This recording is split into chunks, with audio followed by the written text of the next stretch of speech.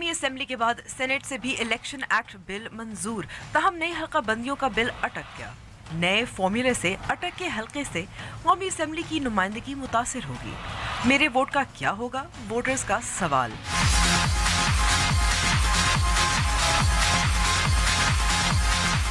मरियम और नसीम के बाद पेशावर की मरियम नसीम ने मेलबर्न के मैदान में सब्ज हिलाली परचम लहरा दिया। वेट लिफ्टिंग में चांदी का तमगा नाम कर लिया। और भारतीय शहरी अफ्रीकी इलाके का बादशाह भी, सिपाही सलार भी और रियाया भी। अस्सलाम वालेकुम and welcome to news wise. मैं हूं अंबर शमसी। नाक़दीन और अपोजिशन इस वक्त पाकिस्तान को बनाना रिपब्लिक कह रहे हैं। एक तरफ इस्लामाबाद हाई कोर्ट के अहकामात के बावजूद हुकूमत और इंतज़ामिया इस्लामाबाद में धरना देने वालों को मुंतकिल करने में नाकाम रही। दूसरी जानब अहम कानून की मंजूरी के लिए नून लीग के अरकान असेंबली गैर हाजिर थे 50 से 55। और तीसरा, बढ़ते हुए तजारती खसारे और मुल्की मईशत पर आलमी मालियाती इदारों के तहफ़्फ़ुज़ात के तनाज़ुर में वज़ीर ख़जाना इसहाक़ डार लंदन में। पाकिस्तान मुस्लिम लीग नून के लिए सियासी नुक्ता नज़र से अगले कुछ माह इंतहाई अहम है। ताहम क्या हुकूमत इसी तरह गैर यकीनी की सूरत हाल में चलती रहेगी? और हल्का बंदियों से मुतल्लिक़ कौमी असेंबली में कानून मंजूर तो हो गया, हुकूमत के इन दावों के साथ कि एक आइनी बहरान गुजर गया है, लेकिन हमारा हफ्तेवार सिलसिला मेरे वोट का क्या होगा से हम जाहिर करेंगे कि पंजाब के हलकों की तादाद कम करने से वोट डालने वालों को क्या नुकसान होगा। हमारा नुमाइंदा खुसूसी फयाज राजा ने अटक का दौरा किया और वहाँ के लोगों के मसाइल और सियासत पर हल्का बंदियों के मामले का अहाता किया। आखिर में हम बात करेंगे खातून वेट लिफ्टर मरियम नसीम से, जिन्होंने मेडल जीतने का मौका पाकिस्तान में नहीं मिला उनको, बल्कि ऑस्ट्रेलिया में मिला। खेल के शोबे से वाबस्ता ख़वातीन के लिए मुल्क में मौक़े हैं और इन्हें कौमी स्पोर्ट्स बोर्ड से कितनी हौसला अफजाई और पजीराई मिलती है। शुरू करते हैं अपनी टॉप स्टोरी से। और हमारी टॉप स्टोरी ज़ाहिर है आजकल जो चल रहा है, इसमें डिलिमिटेशन बिल भी शामिल है, इसमें इलेक्शन एक्ट बिल भी शामिल है और इस्लामाबाद में धरना। इस पर बात करने के लिए हमारे साथ मौजूद हैं पाकिस्तान मुस्लिम लीग नून के रहनुमा और वज़ीर मुमलिकत मैरिटाइम अफेयर्स चौधरी जाफर इकबाल। बहुत बहुत शुक्रिया जाफर साहब वक्त देने का। पहला सवाल, 10 बजे क्या धरना ख़त्म हो जाएगा? बिस्मिल्लाहिर्रहमानिर्रहीम।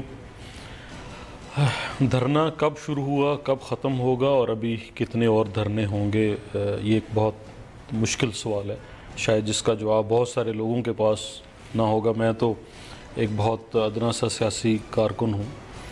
इससे पहले ताहिरुल कादरी साहब ने भी एक धरना दिया था, उसके बाद फिर इमरान खान साहब और ताहिरुल कादरी साहब ने मिल के एक धरना दिया और अब फिर ये धरना जो है वो जारी है। पहली बात तो धरना किस मकसद के लिए ये दिया गया, वो सारा अबहाम पैदा किया गया और उसमें कहीं भी कोई ऐसी हुकूमत ने, और हुकूमत समेत जिस तरह कल का दिन जिस तरह था आइनी तरमीम का, तो उसके लिए तो बहुत बड़ी मेजॉरिटी चाहिए होती है और बड़ा वाज़ेह। तो पहले तो ये गलतफहमी फैलाएगी कि हुकूमत ने कोई खुदा न खास्ता तहफ़्फ़ुज़ ख़त्म नबूवत के मामले में और स्पेशली कादियानियों के मामले में कोई आइनी तरमीम कर दी है। कतन ऐसा नहीं था। सिर्फ इलेक्शन रिफॉर्म्स कमेटी ने जो एक नॉमिनेशन फॉर्म था, हम लोग जो इंतखाबात में जाते हैं मुस्लिम नशिस्तों में हमारे लिए, उसमें लिखते हुए एक लफ्ज़ सिर्फ मिस हुआ, वो था हल्फिया। इकरार करता हूँ मौजूद था, कानून तो कोई फ़र्क नहीं पड़ता, मौजूद था।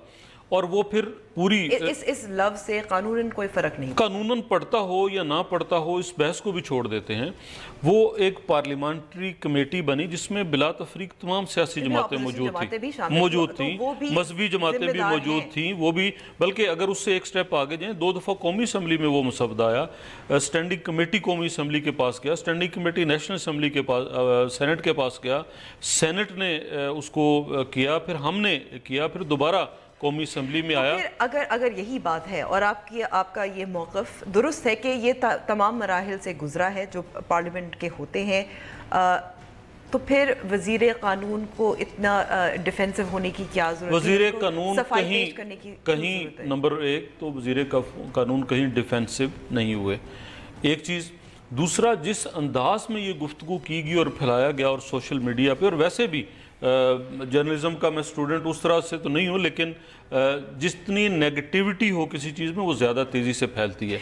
मुस्बत चीज़ आप मसलन मेरे शहर के जस्ट मेरे शहर के उलमा इकराम आए मुझे मिलने के लिए इस मामले में, तो टोटल जो उनके पास इन्फॉर्मेशन थी वो सारी गुड़मुड़ की हुई थी।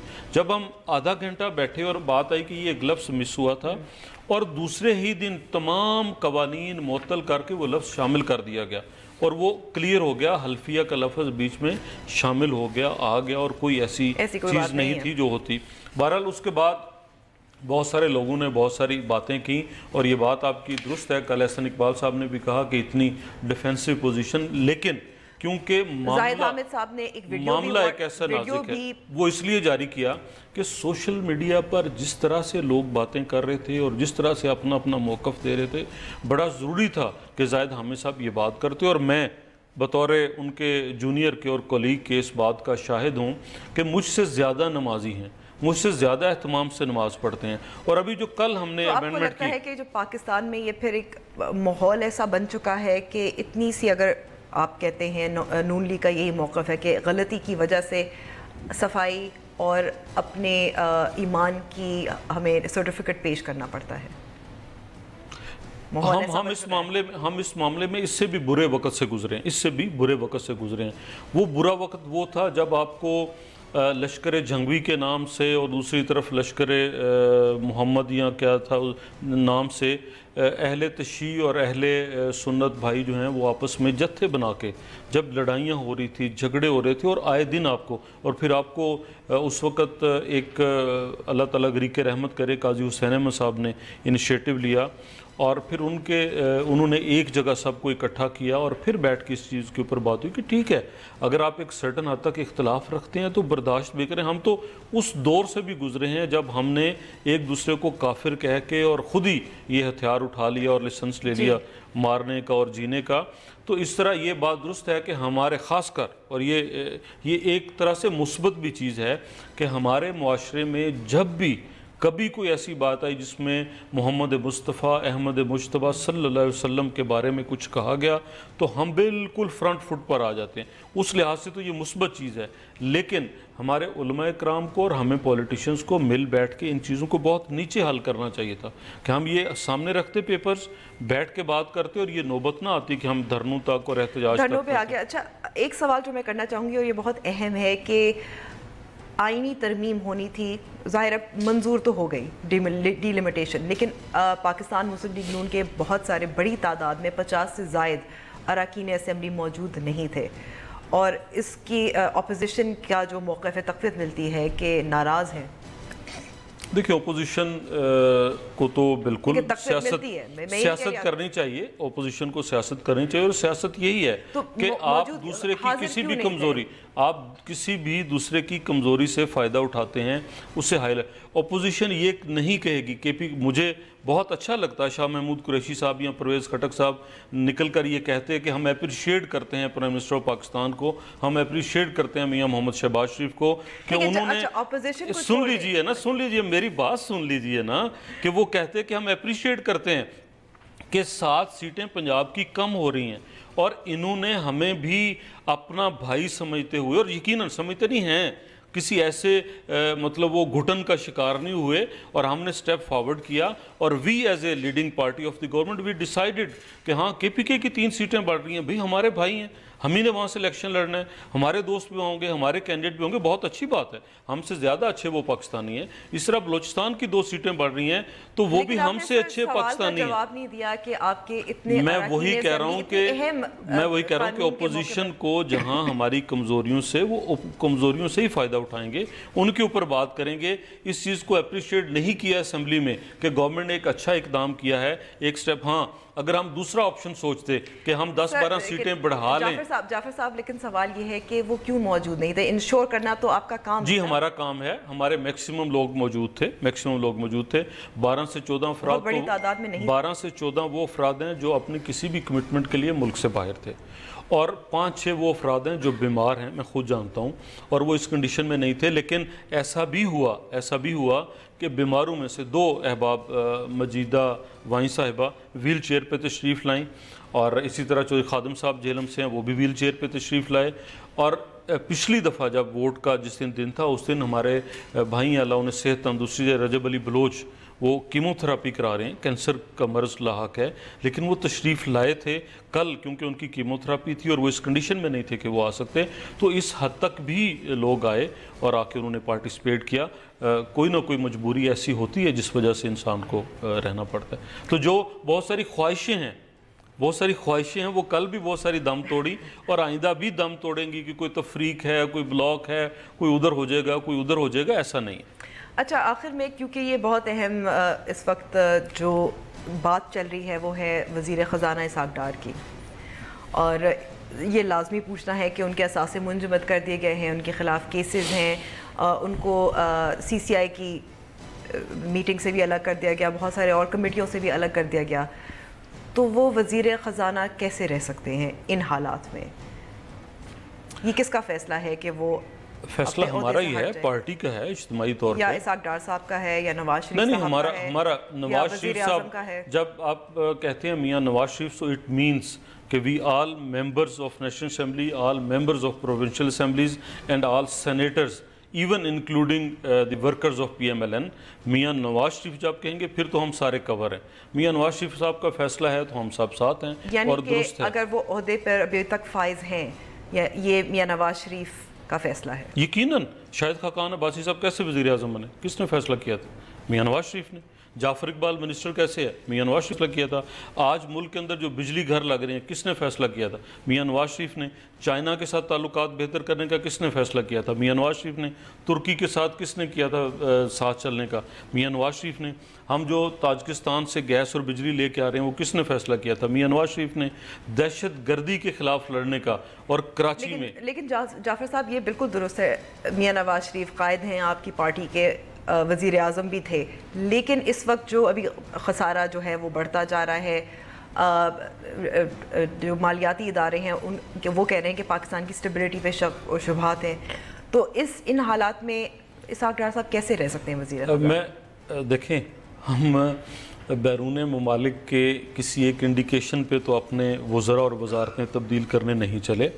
میں تو یہ گزارش کروں گا، میں یہ جی بیمار ہیں، علاج کے لیے گئے، انشاءاللہ واپس آئیں گے۔ میاں نواز شریف صاحب بھی گئے تھے، واپس آئے، اور آج میدان کے اندر کھڑے ہیں۔ اسحاق ڈار صاحب بھی آئیں گے، ساری چیزوں کو فیس بھی کریں گے، اور یہ ہم نے فیصلہ کرنا ہے کہ وہ کتنی دیر رہتے ہیں وزارت پہ۔ ہم مینس مسلم لیگ نون، اور ضرورت پڑنے پہ یس obviously PMLN means Mian Nawaz Sharif, without any doubt, کسی کو ہو تو وہ رکھے۔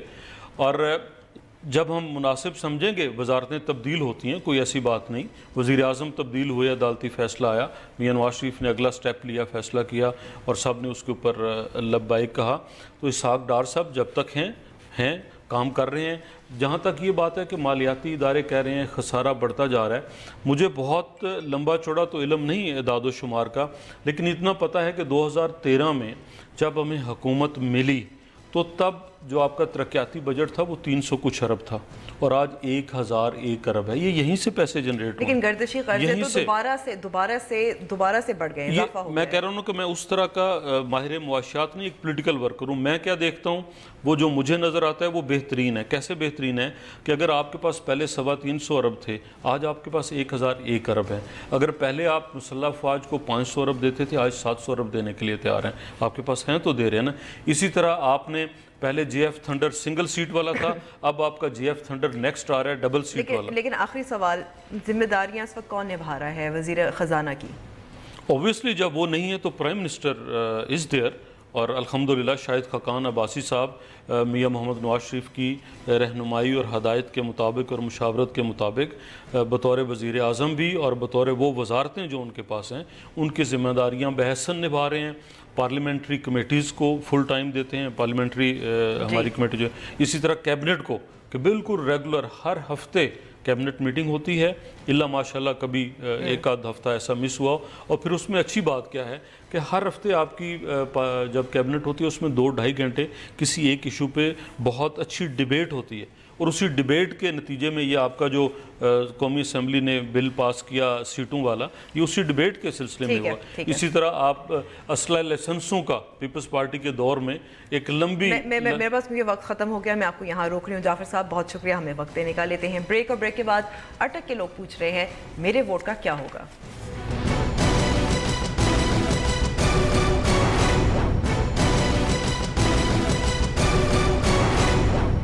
ویلکم بیک ٹو دا شو۔ آئندہ عام انتخابات کے لیے ملک میں ہونے والی نئی حلقہ بندیوں کے بعد قومی اسمبلی میں پنجاب کی 7 عمومی نشستوں کو کم کی جائیں گی۔ پنجاب کے متاثرہ علاقوں کے عوام اس حوالے سے کیا رائے رکھتے ہیں؟ اٹک سے ہمارے نمائندہ خصوصی فیاض راجہ کی رپورٹ۔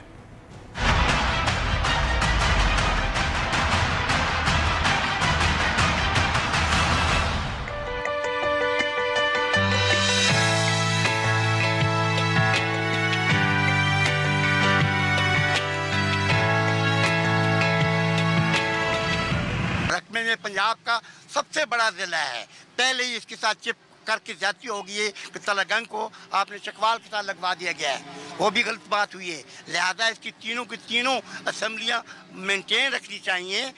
مردم شماری میں تاخیر اور حلقہ بندیوں میں جلدی کے نتیجے میں تخلیق کیے گئے فارمولے نے قومی اسمبلی میں بڑے صوبے کی نشستوں کی تعداد 148 سے کم کر کے 141 کر دی ہے۔ نئی حلقہ بندیوں سے ضلع اٹک کو قومی اسمبلی میں اپنی ایک نشست سے ہاتھ دھونا پڑیں گے۔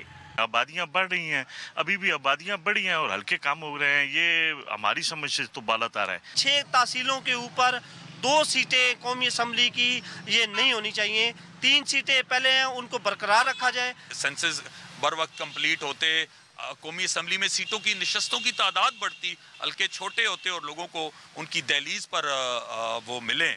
ضلع اٹک کی آبادی 18 لاکھ سے زائد ہے۔ ضلع کے لیے مختص قومی اسمبلی کی 3 نشستوں کو نئے فارمولے کے تحت کم کر کے 2 کیا گیا تو ایک حلقے کی اوسط آبادی بڑھ کر 9 لاکھ تک جا پہنچے گی۔ 6 تحصیلوں پر مشتمل ضلع اٹک کی قومی اسمبلی میں نمائندگی کم ہونے کا خدشہ ہے۔ دیہی علاقوں پر مشتمل ضلع کے مسائل کو مرکزی شہر کی جانب موڑنے سے پیچیدگیاں جنم لے سکتی ہیں۔ ضلع اٹک میں صوبائی اسمبلی کے 6 حلقے ہیں اور یہاں کے رجسٹرڈ ووٹرز کی کل تعداد 11,46,990 ہے۔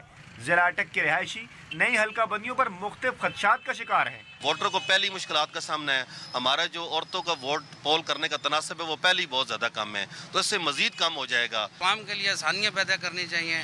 اب جانڈ تحصیل سے بندہ اٹک اپنے کام کے لیے آئے تو بہتر یہی ہے کہ اس کا یہاں سے 100 کلومیٹر دور جانڈ ہے۔ مسائل بڑھ جائیں گے کیونکہ یہ پہاڑی علاقہ ہے اور اس میں آبادی کا 10-10 15-15 کلومیٹر کا گیپ آ جاتا ہے۔ 20 برسوں میں صوبہ پنجاب کی آبادی 7.5 کروڑ سے بڑھ کر 11 کروڑ سے زائد ہو گئی، مگر نئی حلقہ بندیوں کے نتیجے میں ضلع اٹک سمیت پنجاب کے کئی دیگر اضلاع کے عوام کی قومی اسمبلی میں نمائندگی کم ہو جائے گی۔ کیمرامین ممتاز حسین کے ساتھ فیاض راجہ، ڈان نیوز، اٹک۔ اس پر مزید بات کرنے کے لیے فیاض راجہ ہمارے ساتھ اسٹوڈیو میں موجود ہیں۔ فیاض بہت شکریہ، پہلے تو رپورٹ کرنے کا، اٹک جانے کا، لوگوں کی آوازیں ہمارے لیے ناظرین کے تک پہنچانے کے لیے اور اس پہ تجزیہ دینے کا۔ اچھا، اٹک کی 3 سیٹیں، ابھی تک کوئی کیا فارمولا جو ہے کہ پنجاب کی 7 سیٹیں کم ہوں گی، اس میں کون کون سے حلقوں سے جائیں گی سیٹیں؟ اچھا دیکھیے، اگر سب سے پہلے اسپیسیفکلی اگر اٹک کی بات کر لی جائے تو تقریباً 18 لاکھ کی آبادی کا یہ ضلع ہے اور اس میں قومی اسمبلی کی 3 نشستیں تھیں اور اٹک کے الیکشن کمیشن نے، جو ضلعی الیکشن کمیشن ہے، بڑی محنت سے جو ہے وہ یہاں پر رجسٹرڈ ووٹرز ہیں ان کی تعداد تقریباً 11.5 لاکھ تک پہنچائی اور اب یہ ہونے جا رہا ہے کہ ان کی ایک نشست جو ہے قومی اسمبلی کی وہ 3 سے کم ہو کے 2 ہو رہی ہے، تو اس طرح سے ایک حلقے کے اندر تقریباً جو ہے وہ رجسٹرڈ ووٹر کی تعداد وہ تقریباً 6 لاکھ کے قریب جا پہنچے گی اور آبادی جو ہے وہ 9 لاکھ ہوگی، جیسا کہ لوگ کہہ رہے تھے، اور خاص طور پہ خواتین کا جو ووٹرز ٹرن آؤٹ ہے وہ وہاں پہ متاثر ہونے کا خدشہ ہے۔ اچھا، اب اگر بات کر لی جائے جو باقی صوبہ پنجاب کے جو اضلاع ہیں، کیونکہ فارمولہ جو اس حوالے سے ڈرائیو کیا گیا وہ کچھ یوں ہے کہ جو فاٹا کی 12 نشستیں ہیں وہ 2002 میں جب یہ فارمولہ بنایا گیا تو اس وقت یہ طے کیا گیا کہ فاٹا کو آبادی کے لحاظ سے زیادہ نشستیں دینی ہیں، وہ 12 نشستیں ابھی تک جو ہیں وہ برقرار ہیں، اگرچہ آبادی کے لحاظ سے فاٹا کی 6 نشستیں بنتی ہیں۔ اچھا، تو آبادی کے لحاظ سے فاٹا کی 6 ہونی چاہیے، لیکن اس پہ تو ظاہر ہے کوئی تبدیلی نہیں ہے۔ جی بالکل، اور جو باقی جو 260 نشستیں باقی بچ رہتی ہیں ان کے لیے یہ فارمولہ ڈرائیو کیا گیا کہ فاٹا کی آبادی اگر کل آبادی میں سے نکالی جائے، کل آبادی تقریباً 21 کروڑ کے قریب ہے اور 50 لاکھ اگر یہ آبادی نکال لی جائے تو باقی جو آبادی بچ جاتی ہے اس کو اگر 260 नशिस्तों के हिसाब से तकसीम किया जाए तो ये बनता है तकरीबन 7,79,896 अफराद, यानी तकरीबन 7,80,000 के ऊपर एक जो है वो कौमी असम्बली का हल्का बनाया जाएगा। अब उसके लिए फार्मूला जो बनाया गया उसके मुताबिक जो सादिक ने भी इसका ऐलान किया था। हाँ जी बिल्कुल, कौमी असम्बली में ये बिल भी जो है वो कल पास हो गया और सेनेट से जो है वो अभी पास होना बाकी है। उसके बाद जो है वो इस फार्मूले की रोशनी में ये तय किया गया कि पंजाब की जो 148 नशिस्तें हैं वो कम होकर 141 हो जाएंगी। उसके बाद की जो सूरत हाल है वो खासी दिलचस्प है, क्योंकि ये देखने में आ रहा है कि कई ऐसे अजला हैं जो जहाँ पे जो है वो आबादी के तनासब में तो इजाफा हुआ है और बाज़ दूसरे ज़िलों के साथ उनकी जो मिल के नशिस्तें बनती थी वो अब खुद से अलहदा भी एक नशिस्त जो है वो हासिल करने के काबिल हो गए हैं। लेकिन इसमें से कुछ अजला ऐसे हैं पंजाब के, जैसे अटक हो गया जहाँ से हमने रिपोर्ट किया है, इसके साथ साथ कसूर हो गया, पाकपतन हो गया, साहिवाल या फैसलाबाद, ये ऐसे इलाके हैं कि यहाँ पे जो है वो कुछ आबादी बच जाती है, यानी कि 8 लाख एक नशिस्त को देने के बाद उसके बाद बाकी की जो आबादी बच जाती है उनको कोई नशिस्त नहीं मिलती तो मजबूरन उनको दूसरे हल्के के साथ जो है वो मिलाना पड़ेगा। इसलिए कुछ इंतजामी मिसाइल जो हैं वो इस हवाले से पैदा होने का खदशे हैं, जिस हवाले से अटक में भी लोगों ने जिक्र किया। अभी तक ये बात तो सामने नहीं आई ना कि कौन सी कहाँ से नशिस्तें कम होंगी। अभी तक इस हवाले से ये बात जो है वो सामने नहीं आई, क्योंकि बिल जो है वो भी सेनेट से पास होना है। सेनेट में जब बिल पास हो जाएगा, इलेक्शन कमीशन ने आज इलेक्शन कमीशन का इजलास था और इसका फैसला कि कहाँ से होंगी ये इलेक्शन कमीशन काबीना कौन करेगा। इस हवाले से इलेक्शन कमीशन ने ही डिसीजन लेना है, क्योंकि हल्का बंदियों का जो इख्तियार है वो इलेक्शन कमीशन के पास है और इस बिल के पास होने के बाद जो है वो उनको ये इख्तियार मिल जाएगा और वो हल्का बंदियों का अमल जो है वो शुरू करेंगे। तो हम हमारे जो ज़राए हैं, जो हमारी उनसे बात हुई है, इस हवाले से उन्होंने अपनी जो तैयारी है वो मुकम्मल कर ली है। आज वहाँ पर इलेक्शन कमीशन में इंतहाई अहम जो है वो इजलास था और उन्होंने ये तय किया कि 20 नवंबर से ये अमल जो है हल्का बंदियों का शुरू कर लिया जाएगा और तकरीबन 5.5 माह का अरसा जो है उन्होंने अपने जहन में रखा है कि मई की 10 या 15 तारीख तक उनका ये कहना है कि हम ये हल्का बंदियाँ मुकम्मल कर लेंगे। और जिन अजला को उन्होंने अंडरलाइन किया है उनमें जैसा कि मैंने आपसे अर्ज़ किया कि अटक का ज़िला है, फैसलाबाद का है, साहिवाल का है, कसूर का है, पाकपतन का है, अगर पंजाब के हवाले से बात की जाए। दूसरी जानिब जो है वो दही सिंध और शहरी सिंध की अगर बात की जाए तो इस हवाले से सबसे अहम सूबा सिंध है, अगरचे उसकी नशिस्तें जो हैं वो 61 पुरवार रहेंगी। लेकिन अहम बात यह है कि गुज़श्ता 20 बरसों में सिंध वो वाहिद सूबा है जिसके इजला की तादाद 20 सालों में तकरीबन जो है वो डबल हो गई है। अगर इंतजामी मामला है, बिल्कुल इंतजामी मामला है, लेकिन क्योंकि मुख्तलिफ ज़िलों को देख के, आबादी को देख के उनकी नशिस्तें जो हैं वो तकसीम की जानी है, तो इसलिए वहाँ का जो आइंदा का जो सियासी सिनेरियो है वो बड़ा दिलचस्प होने जा रहा है, क्योंकि नए जो है वो हल्के सामने आएंगे, जो है वो नए इजला जो है उनको आपस में जोड़ा जाएगा, नए उम्मीदवार भी सामने आ सकते हैं। तो सियासी जमातों को एक मरतबा फिर जो है वो तमाम हल्कों के हवाले से नए सिरे से अपनी तैयारियां करना पड़ेंगी। मिसाल दे सकते हैं कि आप कह रहे हैं कि नए उम्मीदवार भी शायद सामने लाने पड़े, तो कौन से ऐसे हल्के हैं जहां आपको लगता है कि क्योंकि या जोड़े जाएंगे या अलहदा किए जाएंगे तो एक बिल्कुल ही नया सियासी फॉर्मूला होगा। देखिए, किसी और तरफ जाने से पहले अगर हम वफाकी हुकूमत इस्लामाबाद की बात कर लें तो इस्लामाबाद के इससे कबल की जो है वो जो 3 इंतखाबात हुए कौमी असम्बली के, वहाँ पे इस्लामाबाद के 2 हल्के थे, NA 48 और NA 49। अब जो एक नई तरतीब बनने जा रही है, NA 1 से NA 39 तक खैबर पख्तूनख्वा के हल्के होंगे 39, उसके बाद जो है वो NA 40 से NA 51 तक फाटा के हल्के होंगे और फिर NA 52, NA 53 और NA 54, ये 3 हल्के नए इस्लामाबाद के बन जाएंगे। पहले इस्लामाबाद के 2 हल्के हैं। अब एक हल्के से जो है वो पाकिस्तान मुस्लिम लीग नवाज़ जो हुक्मरान जमात है उसने इलेक्शन जीता, दूसरे हल्के से पाकिस्तान तहरीक इंसाफ ने इलेक्शन जीता। अब इन 2 हल्कों के क्योंकि 3 हल्के बनाए जा रहे हैं तो इंतहाई अहम बात यह है कि पीपल्स पार्टी का जो वोट बैंक जिस हल्के में है, ये उम्मीद की जा रही है कि वो हल्का बड़ा है और उसे तकसीम करके एक नया हल्का जो है वो बनाया जाएगा जहाँ से मुस्तफ़ा नवाज़ खोखर जो है वो पीपल्स पार्टी के कैंडिडेट होते हैं। तो ये एक इंतहाई इंटरेस्टिंग सिचुएशन है कि ये भी हो सकता है कि इस्लामाबाद की जो तीनों नशिस्तें हैं वो तीनों बड़ी सियासी जमातों, मुख्तलिफ सियासी जमातों के पास चली जाए।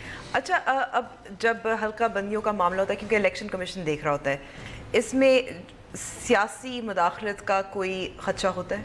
देखिए, इलेक्शन कमीशन को जिस हद तक इख्तियारात जो है वो दिए गए हैं उसके बाद मेरा ख्याल है ऐसा कोई खदशा तो नहीं पैदा होना चाहिए, क्योंकि इलेक्शन कमीशन को फुल इक्विप किया गया, मुकम्मल इख्तियारात दिए गए हैं कि जितने भी इंतज़ामिया होगी वो इलेक्शन कमीशन के अंडर होगी और इलेक्शन कमीशन अपनी निगरानी में ये हल्का बंदियाँ जो है वो करवाएगा। माजी में अगरचा इस हवाले से कई शिकायत जो है मिलती रही, पाकिस्तान तहरीक इंसाफ तो शिकायत करती, बिल्कुल पाकिस्तान तहरीक इंसाफ ने शिकायत की है, लोगों की जानिब से MQM के ऊपर भी शिकायत आती रही कि कराची की जो हल्का बंदियाँ हैं जो कि मुशर्रफ दौर دور میں ہوئیں وہ اس طریقے سے ہوئیں کہ ایسی جگہ پہ جہاں پہ مہاجر ووٹ بینک ہے وہاں پہ جو ہے ایم کیو ایم کے حلقے بنائے گئے, اور بعض لوگوں کا یہ کہنا ہے کہ اسی لیے بھی ایم کیو ایم جو ہے وہ زیادہ شور کر رہی ہے. لیکن بہرحال الیکشن کمیشن کے پاس کیونکہ یہ اختیارات جو ہے وہ مکمل اختیارات کے ساتھ جو ہے وہ یہ ایکسرسائز کرنے جا رہے ہیں, پاکستان کے لیے بھی ٹیسٹ ہے بالکل, اور یہ ایک بہت بڑا موقع ہے خاص طور پہ ہمارے ملک کے لیے کہ جیسا پہلے بھی میں نے عرض کیا کہ ہمارے ملک میں پہلی دفعہ یہ ہونے جا رہا ہے کہ کسی سیاسی حکومت کے دور میں الیکشن کمیشن حلقہ بندیاں نہیں کرنے جا رہا ہے. تینوں جو حلقہ بندیاں ہیں وہ فوجی. لیکن یہ بھی ایک سوال پیدا ہوتا ہے کہ کیا پاکستان مسلم لیگ نون نے پنجاب کی قربانی دی ہے؟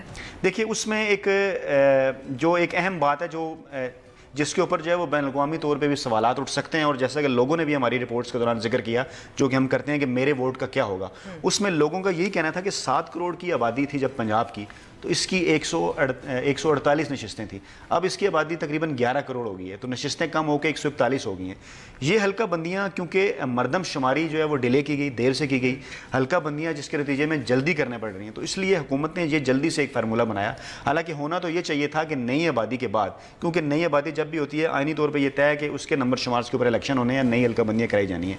دنیا بھر میں یہی پریکٹس ہے کہ حلقے جو ہیں وہ بڑھتے ہیں, اور پہلے سے اگر وہ چھوٹے نہ ہو تو کم سے کم, جیسا کہ اگر تقریباً 2.5 لاکھ 3 لاکھ کا اگر کوئی حلقہ تھا 272 حلقوں کے مطابق, تو اب اگر فارمولہ رکھا جاتا تو یہ حلقے بڑھ کے تقریباً 400 ہو جاتے.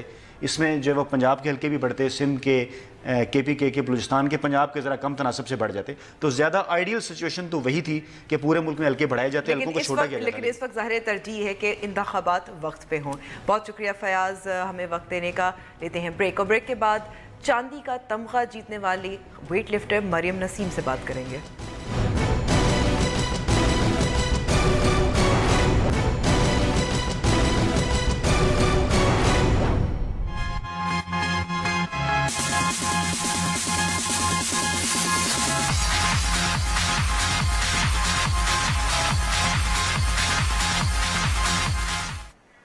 پاکستانی خواتین کسی سے کم نہیں, انہیں جب بھی موقع ملا انہوں نے اپنے اپنے شعبوں میں کامیابی کے جھنڈے گاڑ دیے.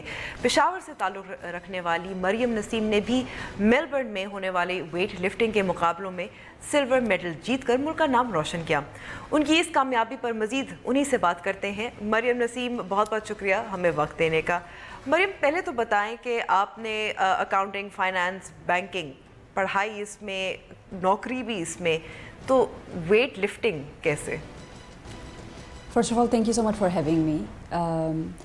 دیکھیے میری جرنی جو تھی وہ آسٹریلیا میں سٹارٹ ہوئی تھی جب میں آن کیمپس رہ رہی تھی. اس ٹائم پر میں اسٹوڈنٹ تھی اور میرے ہمیشہ سے ویٹ کے کافی زیادہ ایشوز تھے. I used to be overweight جب میں پاکستان میں تھی, اور میں کانفیڈنس کے ساتھ بہت زیادہ اسٹرگل کرتی تھی کیونکہ بہت زیادہ کمپیریزن ہوتا تھا کہ میں موٹی ہوں, ہر وقت مطلب بار بار ایک ہی بات کی جاتی تھی. تو میں نے اپنا کافی زیادہ ویٹ جو ہے وہ لوز کیا تھا جب میں پاکستان میں تھی. وین آئی مووڈ, جی, تو جب میں آسٹریلیا موو ہوئی تو وہاں پر میں نے اپنی فرینڈس سے میں انسپائر ہوئی, جو میری آسٹریلین فرینڈز میرے ساتھ آن کیمپس ہاسٹل میں رہتی تھیں, ان سے میں انسپائر ہوئی. اور اس کے بعد میں نے جا کے فٹنس کو اسٹڈی کیا. تو جب میں نے فٹنس کو اسٹڈی کیا وہاں سے مجھے پتہ چلا کہ کتنے زیادہ بینیفٹس ہیں ویٹ ٹریننگ کے, تو وہاں سے یہ سب کچھ اسٹارٹ ہوا. لیکن پھر بھی اب ایک طرف آپ کا جو اپنی جو اسٹرگل تھی, جدوجہد تھی وزن کے حوالے سے یا فٹنس کے حوالے سے, اور پھر مقابلوں میں شرکت کرنا, اور ظاہر ہے آپ نے چاندی کا تمغہ بھی جیتا ایک مقابلے میں میلبرن میں, تو یہ پھر کیسے ہوا کمپیٹیٹیو اس طرف جانے کی؟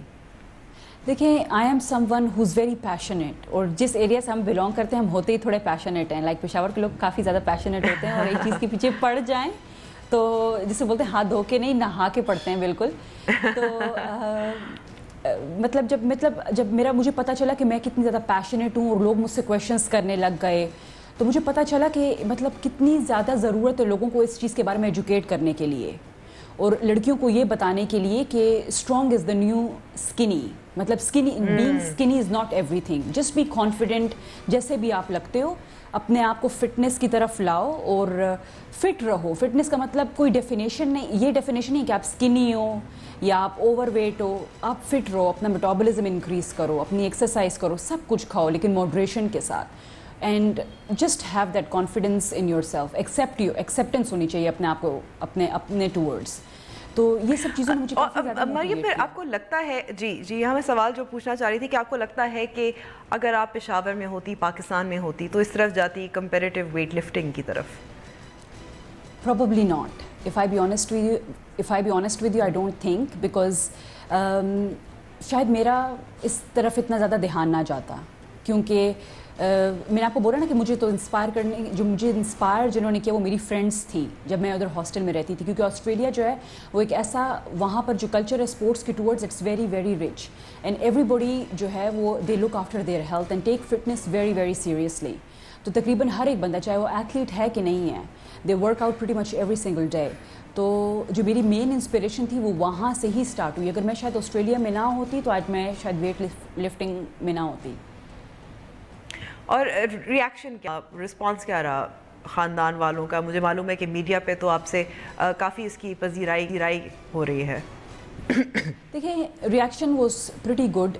مجھے کافی مکسڈ ریاکشنز. جب میں نے شروع میں یہ چیز اسٹارٹ کی تھی تو مجھے تھوڑا سا بیکلیش بھی فیس کرنا پڑا تھا اپنے فرینڈس کے towards, from my friends towards me, کہ یہ کیا کر رہی ہے، مطلب از شی کریزی اور what, like weightlifting, like یہ پاگل ہے کیوں؟ کیونکہ یہی کہا جاتا ہے نا کہ یہ فیمنن نہیں ہے ویٹ لفٹنگ.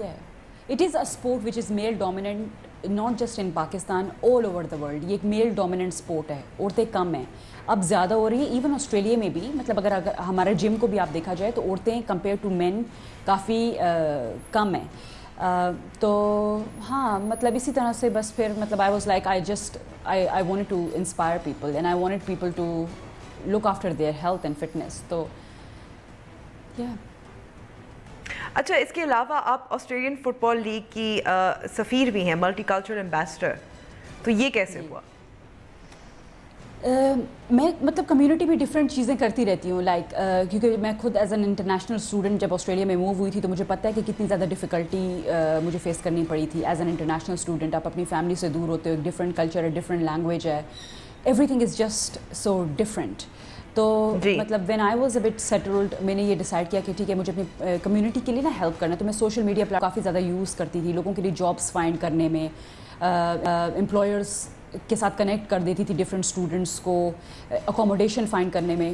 تو جب مطلب یہ اپرچونیٹی میرے پاس آئی، مطلب I am considered as a community leader Australia میں. مطلب پاکستانی کمیونٹی میں لوگ جانتے تھے مجھے.